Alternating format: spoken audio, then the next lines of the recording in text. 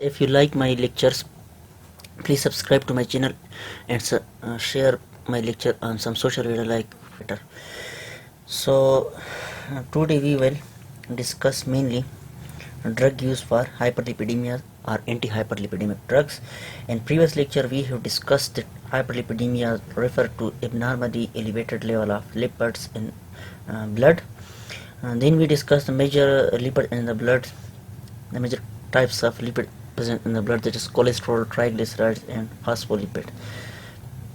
And then we discussed their transporters, which are called lipoprotein, like chylomicron, LDL, VLDL, IDL and HDL, and their role in our body.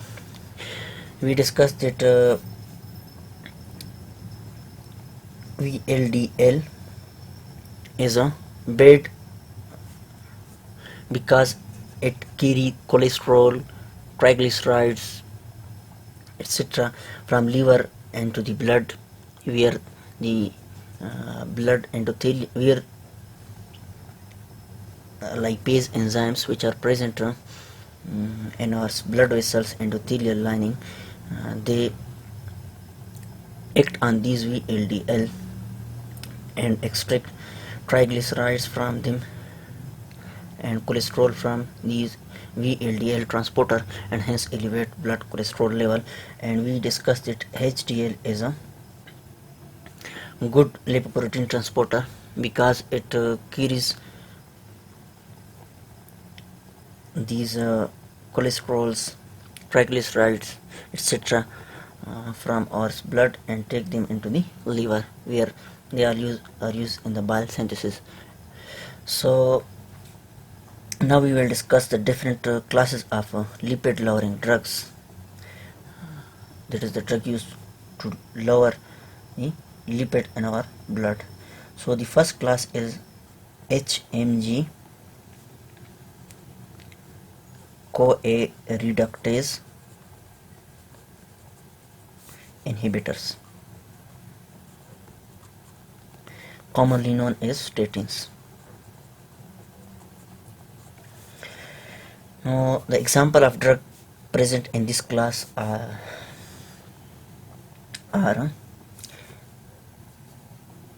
lovastatin,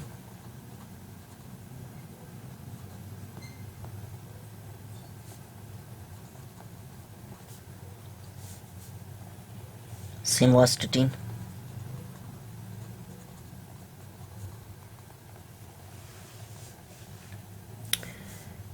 atorvastatin,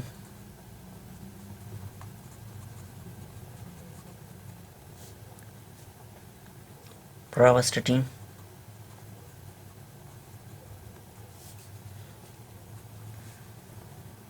rosuvastatin,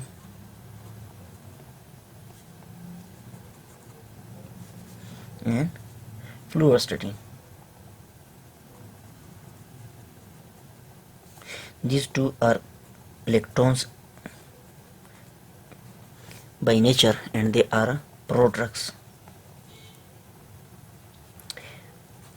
Prodrugs are the drugs which are not biologically, which are not pharmacologically active, but within the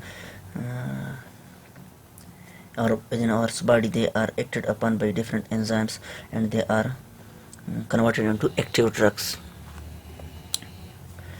So the statins, they are converted to their acidic, hydrolyzed to then their acidic states which are active. Now, what is the mechanism of action of these HMG-CoA reductase inhibitor? In order to understand how these agents work, let us take a closer view of the liver cells. For example, this is our horse liver.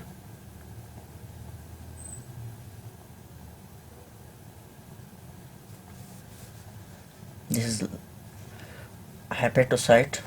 We will make it larger here.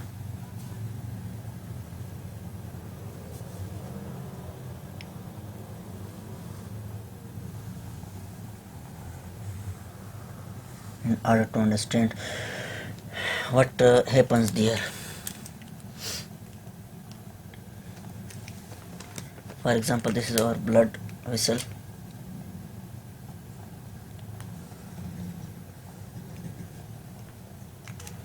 From this blood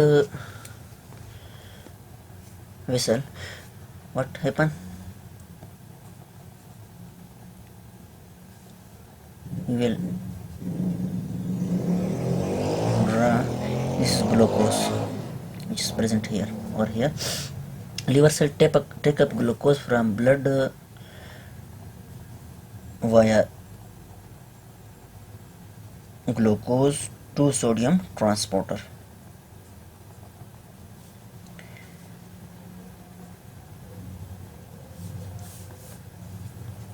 This glucose is then converted by the process of glycolysis inside the liver cell into pyruvate. This pyruvate is taken up into the mitochondria.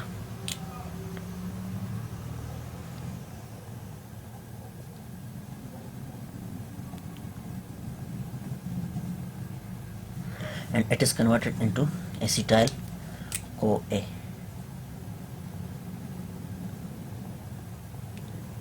This acetyl-CoA is then transported outside the mitochondria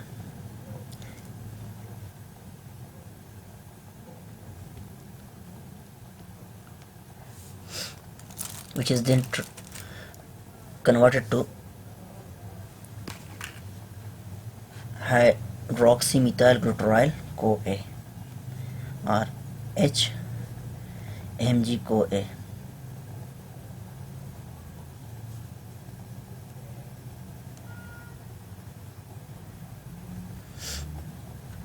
Now this HMG-CoA is then acted upon by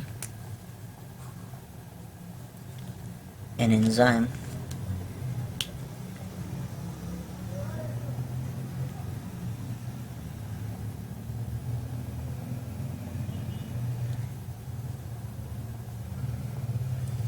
is very happy.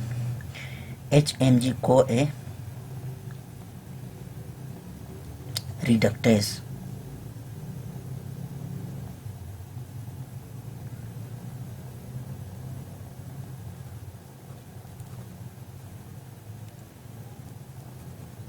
And is converted to mevalonic acid.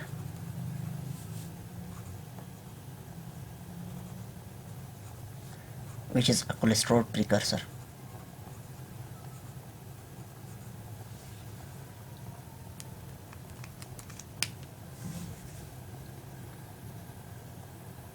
This is a rate limiting step. So by inhibiting this enzyme HMG, what does the HMG-CoA reductase drugs do? The HMG-CoA reductase inhibit this HMG-CoA reductase enzyme effectively, and thus by inhibiting this enzyme HMG-CoA reductase or statin effectively reduce concentration of cholesterol in the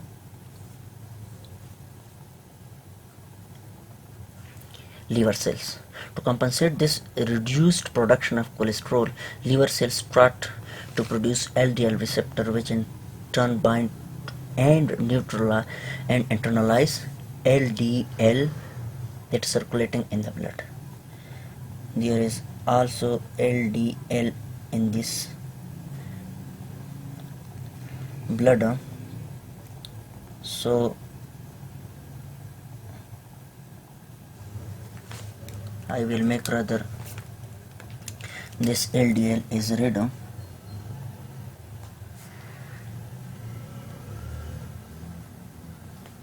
So liver cell take up this LDL from the blood and internalize them. That is these receptors through the process of endocytosis. These receptors along with the LDL, they are internalized. Here receptor are separated, and this LDL may be used for the production of cholesterol by Golgi apparatus, or it may be excreted outside. As we know that this glucose may be converted to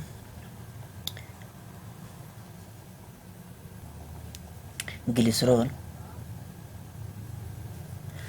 and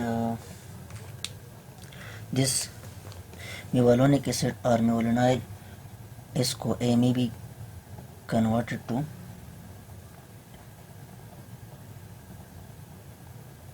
fatty acids.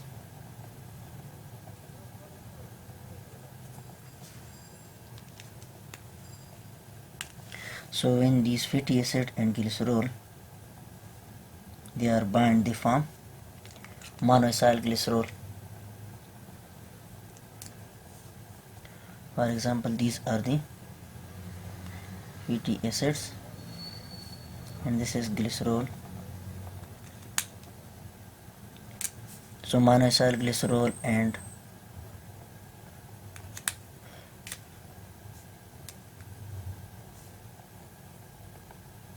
then triacyl glycerol, and when another two fatty acids are attached to this triacyl glycerol is formed. This LDL also contain apolipoprotein,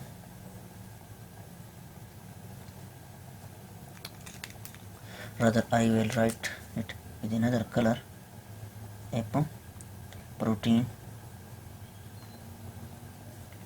So all these things, when they are this apoprotein, these triglycerides and this cholesterol, when they are taken up by Golgi apparatus, they are converted to LDL back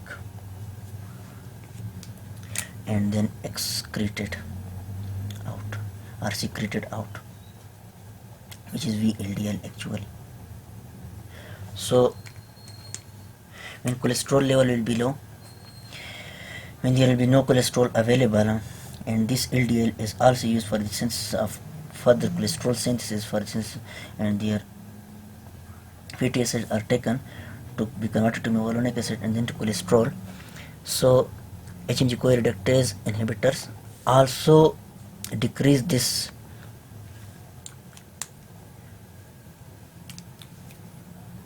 secretion of VLDL.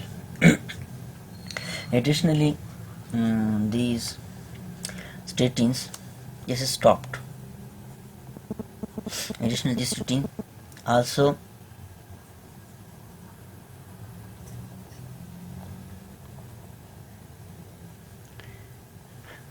decrease increase the production of HDL by a mechanism which is not clearly understood. Since the now come toward the side effects.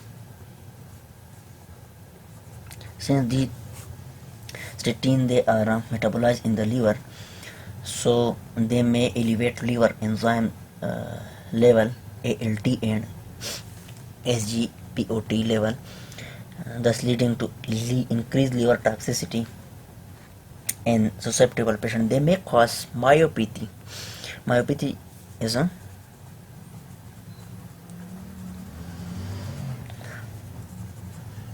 liver toxicity, and myopathy, it is muscle weakness, and in rare cases they may cause rhabdomyolysis, that is destruction of skeletal muscles. It is because of inhibition of mevalonate.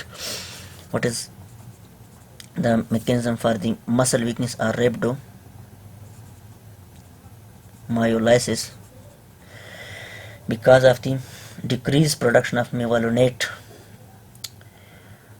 that is an essential precursor of components that are important to maintain integrity of muscle cells. Now the contraindication.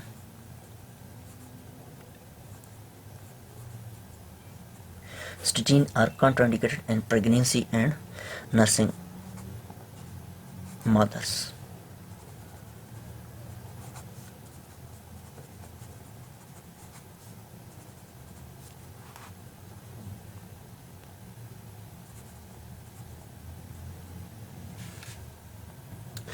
Now let's start another class of drugs used to lower the blood cholesterol level or lipid level. They are called bile acid sequestrants. So the drug included in this class are colesevelam,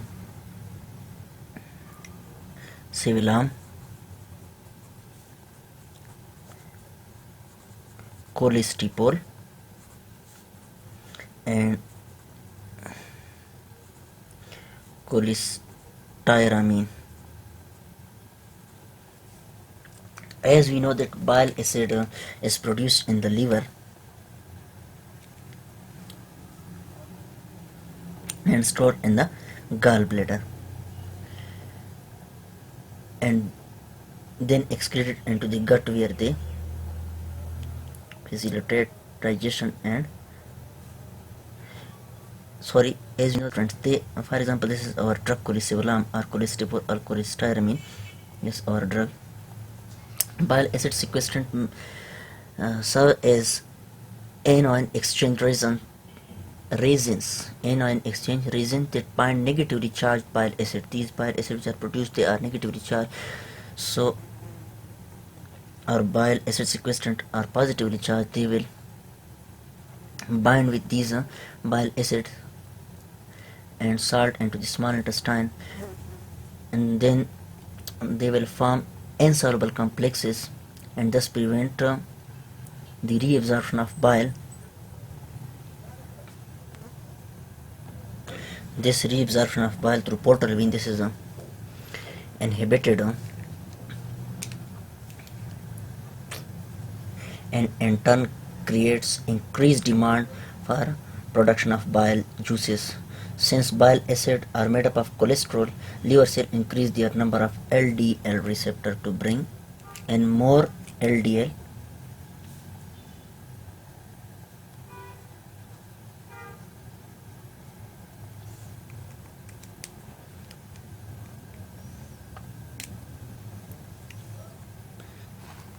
these are our liver cells. They will increase their LDL receptors, and for example this is our blood vessel. It contains LDL, so these LDL will be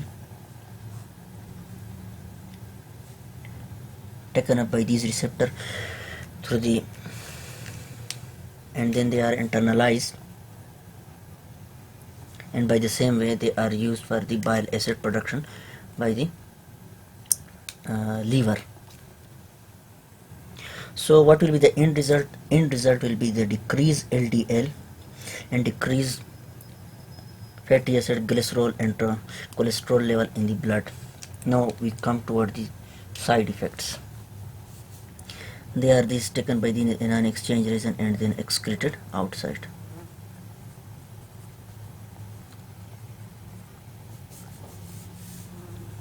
Now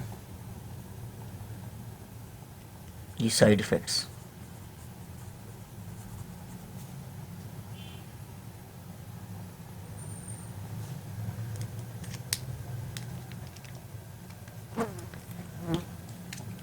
Side effects include bloating, indigestion, constipation. They are mainly GIT problem, nausea, and they are common. The decreased absorption of fat soluble vitamin, that is A, D, E and K, and they also form complexes with other drugs, thus interfering with your absorption. Now let us discuss another class of drugs which are cholesterol absorption inhibitors. What does these drugs do? Let us focus on this point.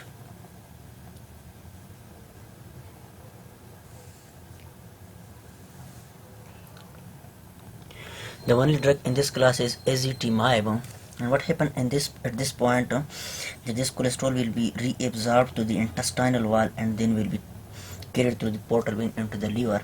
How this absorption take place? Let us zoom at this point. This cholesterol, which may be from our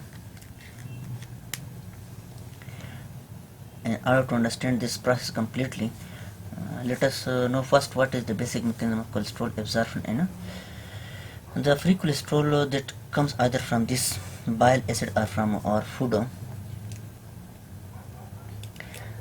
that is our dietary sources. This first bind to a protein abbreviated as NPC1L1. For example, this is the cholesterol.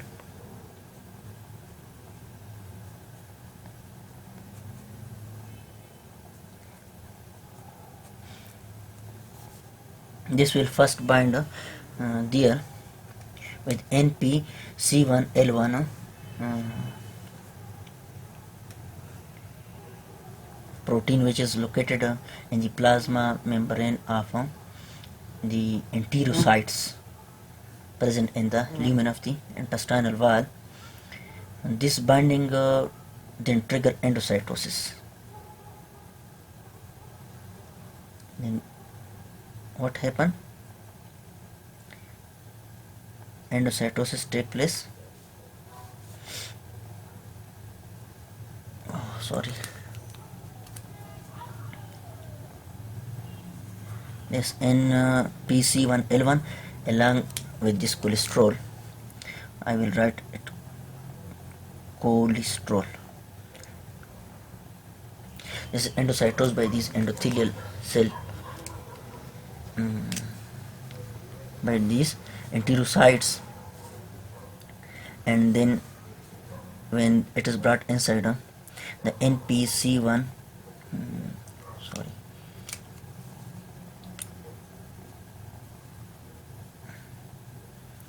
this is the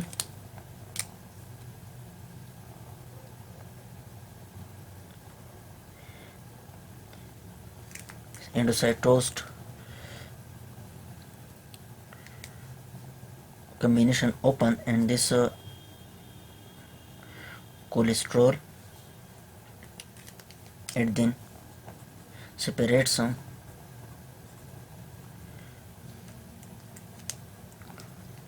and this is NPC1L1 moves back to the plasma membrane.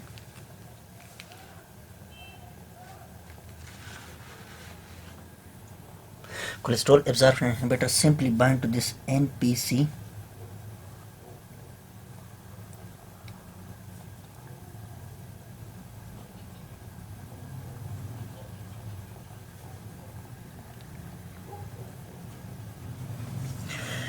one L1 and thus inhibits its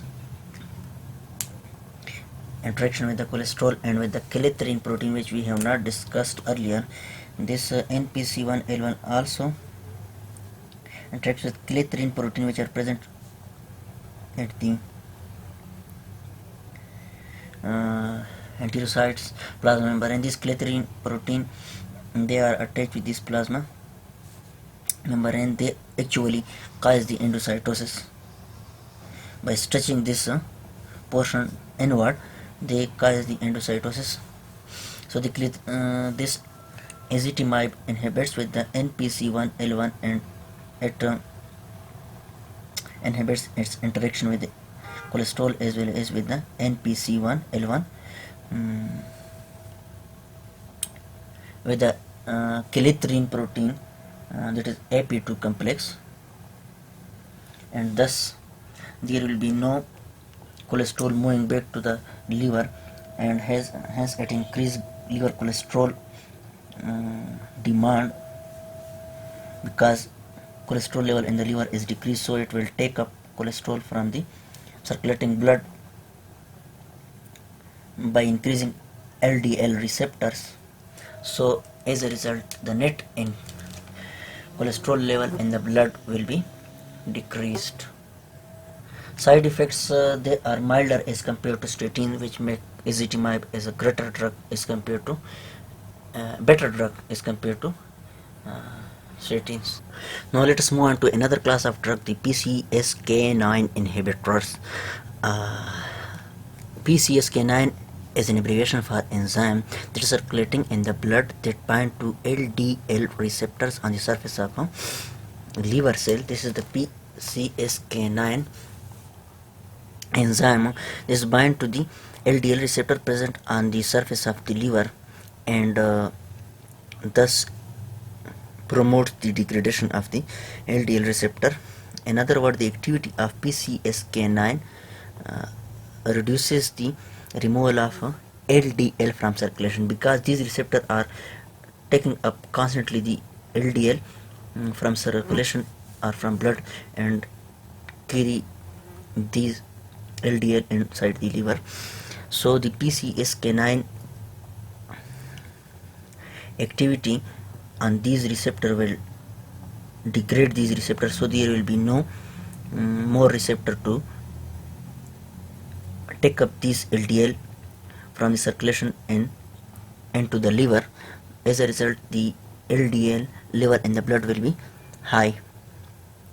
So what these PCSK9 inhibitors do, the drug in this class are evolocumab and alirocumab.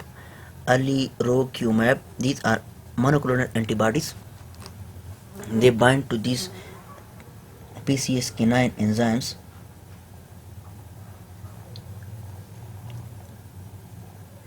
and thus prevent it from the degradation of these receptors, the LDL receptor, which are present on the surface of the liver, and thus more and more receptor will be present on this liver, and more LDL will be cleared from the circulation and will be carried inside into the liver cells. Side effects are injection site reaction, flu-like symptom, and some neurocognitive function are also disturbed. Now another class of drugs, they include omega-3 fatty acid. They are used primarily for the lowering of triglyceride level, which are thought to be caused by inhibition of VLDL and triglyceride synthesis in the liver. These omega-3 fatty acid include docosahexaenoic acid DHA and eicosapentaenoic acid eicosapentaenoic acid. Eicosapentaenoic acid. Eicosapentaenoic acid EPA. They are the fatty acid, abnormal fatty acid. When they are moved inside the liver cell, they are carried into the liver cell. They will not bind to this glycerol, and no triglyceride will be found, and no LDL will be found, and thus as a result no LDL will be transported into the bloodstream. As a result, the LDL level in the blood will be lowered. So the LDL level in the blood will be lowered. Side effects of omega-3 fatty acid, they include GIT problem like nausea, diarrhea, abdominal pain, as well as fishy aftertaste after eating these omega-3 fatty acid if they are derived from fish, and there is also increased risk of bleeding. Now let us discuss another class of lipid lowering agent, that is lipase inhibitor. The only drug included in this class is niacin or nicotinic acid. In the adipose tissue or fat cell, triglycerides are converted into free fatty acid by the enzyme lipase, which is these free fatty acids are then carried into the liver, where they are taken up by the liver receptor, and they are converted into triglyceride when glycerol bind with them, which comes from glucose. Triglyceride along with cholesterol and apoprotein, they are taken up by the Golgi apparatus and then packed into in the form of VLDL, which is then transported outside. So what does this niacin? Niacin inhibits this lipase enzyme effectively. So it inhibits the free fatty acid synthesis from the triglycerides. As a result, in the liver there will be low quantity of free fatty acid available for their conversion into triglyceride, and as a result there will be no triglyceride available to the Golgi apparatus to make VLDL. As a result, VLDL or LDL quantity in the blood or in the circulation will be decrease. Now we come toward the side effect. Flushing is the main side effect of niacin because niacin induces prostaglandin release, which result in facial vasodilation, and facial vasodilation causes the flushing or red color of the face along with the heat. Niacin can compete with uric acid for excretion in the kidneys, which can increase risk of hyperuricemia, that is high uric acid level, and gout. Larger doses of niacin may cause liver toxicity. Like niacin also reduces the also increases the HDL concentration in the blood by a mechanism which is not fully understood. Let's talk about another class of lipid lowering agents. The fibrate drug included in this class are fenofibrate and gemfibrozil. They act on an intracellular receptor inside the nucleus. The fibrates are smaller molecules. They move inside the cell and reaches inside the nucleus, where they act on the receptor called peroxisome proliferator activated receptor, abbreviated as PPAR alpha. These receptors are present inside the nucleus, and when our drug fenofibrate or gemfibrozil will bind it, this is the heat shock protein which is surrounding this site of the receptor. This is actually the site which is which will bind to the DNA.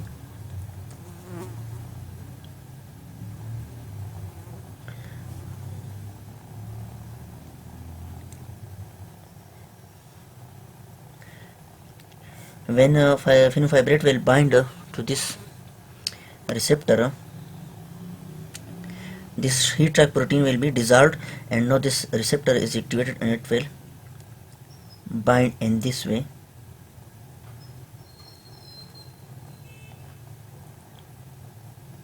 To the receptor binding domain of our DNA.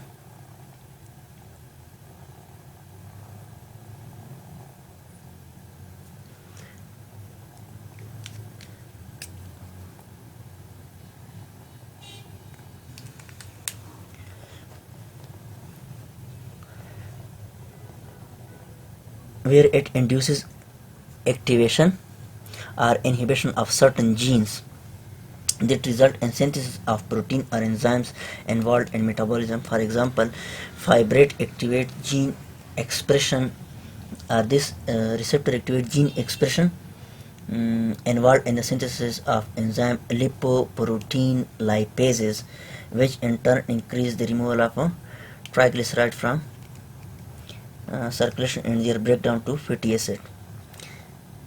Lipoprotein lipase, which are present in the blood vessel,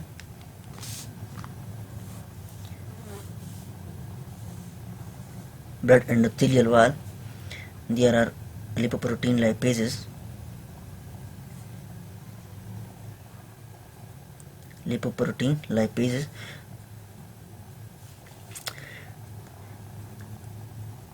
Here it will activate certain gene, and then messenger RNA will be formed, and this messenger RNA will bind with the ribosome, and it will prepare protein or lipoprotein lipase enzyme, which will be transported outside. This high level of lipoprotein lipase, they basically degrade the LDL. These are the lipoprotein lipase which are produced there. They will move into the bloodstream and they will bind with these LDL which are circulating in the blood, and they will destroy them, and they will convert them into triglyceride and free fatty acid, which will be taken up by tissues for the purpose of energy, and hence their level in the blood will be decreased.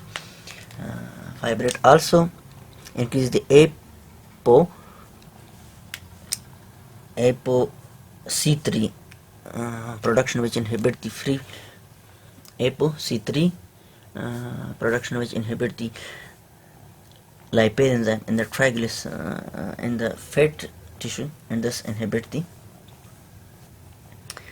free fatty acid synthesis, which will be carried to the liver for this pathway. They also increase the production of ApoA1 and ApoA2, which are important component of HDL, which is considered to be good cholesterol. And now come toward the side effects. Side effects include myopathy, this is muscle weakness, rhabdomyolysis, and patient with impaired renal function, and the most important side effect, which is the gallstone formation. Thanks for watching.